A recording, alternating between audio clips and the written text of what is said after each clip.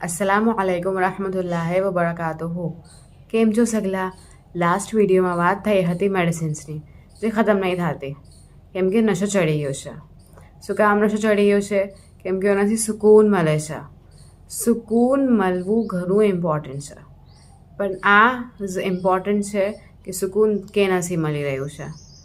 દવાઈઓથી, ખુશીથી, કસરતથી, જમવાથી, કામ કરવાથી, વાત કરવાથી, રિશ્તા બનાવવાથી અને બાકી બધી ચીજો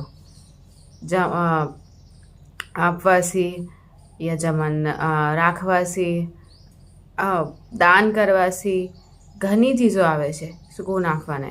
પણ દવાઈઓ ઘણા ઉપર છે, કેમ કે દવાઈઓ અમે આપણા ખર્ચ વાસ્તે લે છે, આપણી બીમારી વાસ્તે લે છે.